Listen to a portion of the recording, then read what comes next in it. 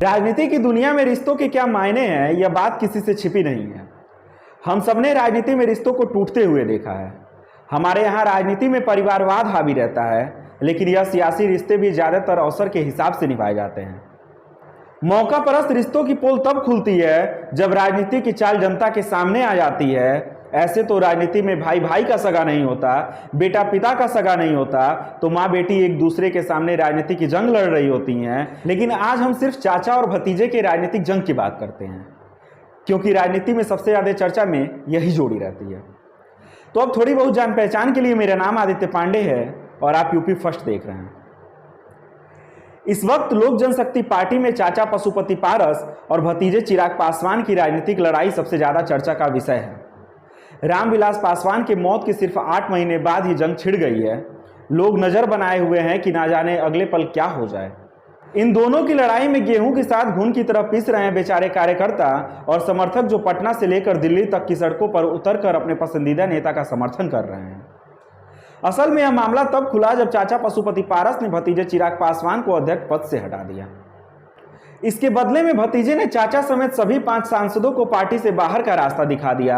अब देखना है कि पार्टी की कमान किसके हाथ में जाती है। इस बात को भी याद रखना जरूरी है कि भारत की राजनीति में सिर्फ चाचा पशुपति पारस और भतीजे चिराग के बीच ही ऐसी तानातानी नहीं हुई है, बल्कि लगभग हर चाचा भतीजे की सियासी जोड़ियों की यही कहानी है। अगर कोई राजनीतिक परिवार इससे बचा हुआ है तो शायद यह अपवाद होगा, क्योंकि चाहे वह राष्ट्रीय दल हो या क्षेत्रीय दल, सबका यही हाल है। राजनीति में चाचा भतीजे की बात हो और शिवपाल और अखिलेश यादव की बात ना हो, भला यह तो राजनीति के साथ बेईमानी होगी। यह बात सबको पता है कि समाजवादी पार्टी को खड़ा करने में मुलायम सिंह यादव के छोटे भाई शिवपाल यादव की कितनी अहम भूमिका रही है। इस बात को कोई पक्ष और विपक्ष दोनों ही नहीं नकार सकता है। बताने वाले तो ये भी बताते हैं कि पार्टी के प्रचार के लिए शिवपाल अकेले साइकिल से गांव-गांव घूमते थे, लेकिन जब बात राजनीतिक विरासत को सौंपने की आई तो भाई और बेटे में मुलायम सिंह यादव का पुत्र प्रेम जीत गया।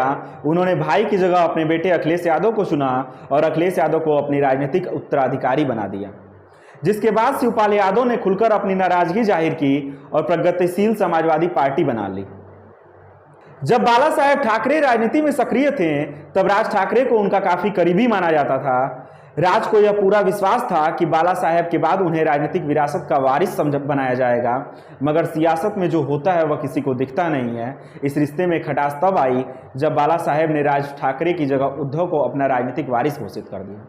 इसके बाद राज ठाकरे ने अपनी राहें अलग कर ली और महाराष्ट्र नवनिर्माण सेना के नाम से अपना नया दल बना लिया। हालांकि राजनीतिक रूप से राज ठाकरे को वो सफलता नहीं मिली जिसके वो हकदार थे। राष्ट्रवादी कांग्रेस प्रमुख शरद पवार और अजित पवार की जोड़ी राजनीति की दुनिया में काफ़ी मशहूर है।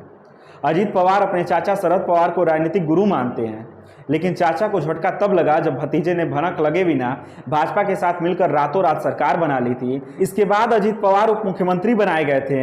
हालांकि यह 3 दिन से ज़्यादा टिक नहीं पाया। इसके बाद अजित पवार ने अपना इस्तीफा दे दिया और दोबारा अपने चाचा की पार्टी में ही लौट गए। पंजाब में बादल परिवार को कौन नहीं जानता। चाचा प्रकाश सिंह बादल और भतीजे मनप्रीत बादल का विवाद शायद ही किसी से छिपा हो। मनप्रीत प्रकाश सिंह बादल के छोटे भाई गुरदास सिंह बादल के बेटे हैं। इनकी कहानी भी किसी से अलग नहीं है। असल में जब प्रकाश सिंह बादल ने अपने बेटे सुखबीर सिंह बादल का राजनीतिक कद आगे बढ़ाया तो भतीजे मनप्रीत को यह बात नागवार गुजरी, जिसके बाद नाराजगी जाहिर करते हुए मनप्रीत बादल ने बगावत कर दिया और पंजाब पीपुल्स पार्टी का गठन कर लिया। ये बात अलग है कि बाद में उन्होंने अपनी पार्टी कांग्रेस में विलय कर लिया। आज के समय में मनप्रीत पंजाब की राजनीति में एक कुशल नेता और वित्त मंत्री के रूप में जाने जाते हैं। दरअसल ये बात यहीं खत्म नहीं होती। राजनीति में कब क्या हो जाए ये कोई नहीं जानता। जो आज अलग हैं कल वो दोबारा एक हो सकते हैं, जो एक हैं वो कल बिछड़ सकते हैं। यह राजनीति है साहब, इसकी सियासी गणित समझना इतना आसान नहीं। यहाँ लोगों को दूसरों से ज़्यादा अपने से खतरा रहता है।